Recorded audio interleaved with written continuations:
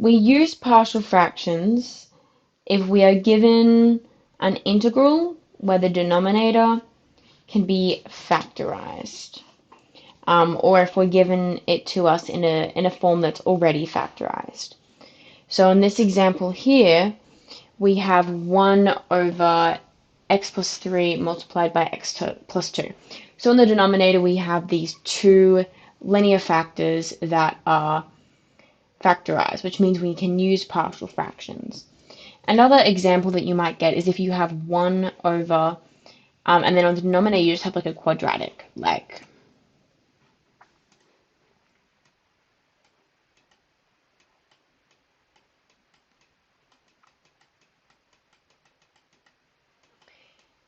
because here you can factorize the denominator and use partial fractions from here as well.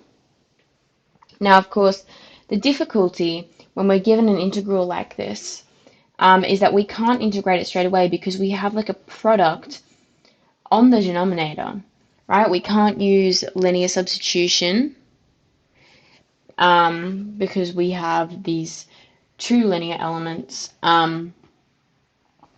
And we can't use nonlinear substitution either because we don't have like multiple different parts of the function that we'd cancel out. So what we need to do is use partial fractions.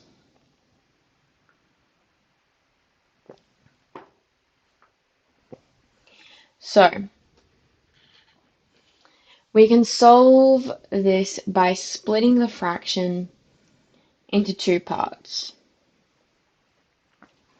So what you need to do is you need to get each of your linear factors and you need to put them on the bottom of the fraction and split them up into a sum with A and B on the top. And A and B are like constant real numbers, but we don't know what they are yet.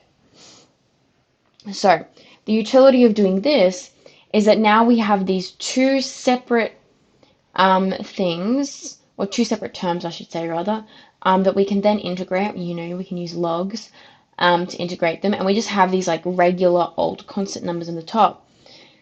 And we'll get into how, like, proving how this splitting of the fractions actually works.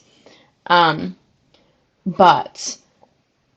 this is what we can do now. It's really simple from here on out. All we need to do is find A and B. So what we can do is use a bit of cross multiplication and simultaneous equations to get the answer. And we'll get into an actual application of this in a second. But as a note, this technique only works when the degree of the denominator is greater than that of the numerator.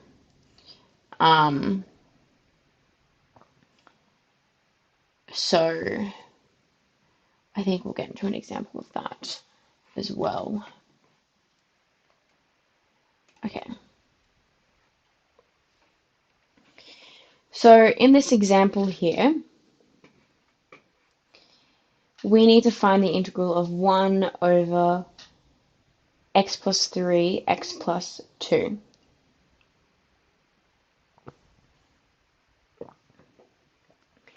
And we can split this up into two fractions as we did in the last slide. A over x plus 3 and b over x plus 2. And accordingly, a x plus 2 plus b x plus 3 is going to be equal to 1.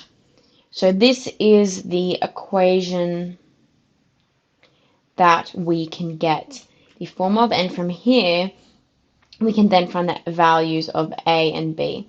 So you don't actually need to remember how to get this necessarily. It might be more necessary for harder questions, but if you're just looking at like regular questions, you don't actually need to remember how to get this. But what you do need to remember is, of course, that like these are swapped. So the a is with the x plus 2 here, and the b is next to the x plus 3 here, but over here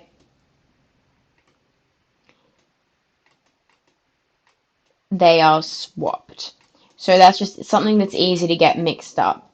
And just make sure that you're conscious of that when you're doing the question. But I will show you guys how we actually get to this equation without the fractions here. All we do is we do some cross multiplication. So if we have 1 over x plus 3, x plus 2,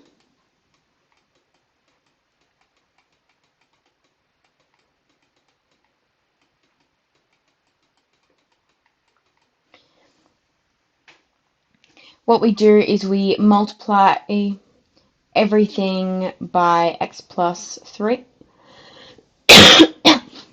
Sorry. So we multiply everything by x plus 3.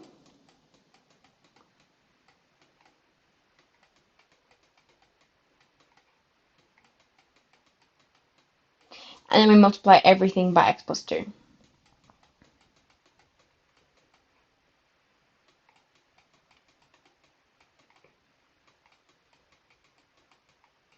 And of course, this is going to cancel these out. So on this whole left-hand side here, we're just going to be left with 1. And on this side here, we're just going to be left with a x plus 2 plus b x plus 3, because all of the other components cancel out. Okay, so as I said, you don't need to remember that super in detail, but it is useful, especially if you're checking if the a and b are multiplied or divided by the right linear factors and you haven't mixed them up. Okay, so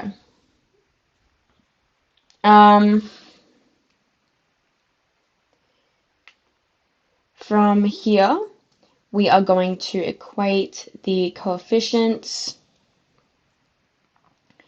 So we are going to get a plus b equals 0, and 2a plus 3b equals 1.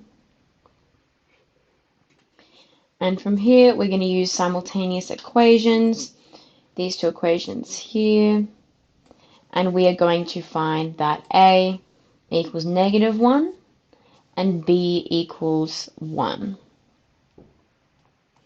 So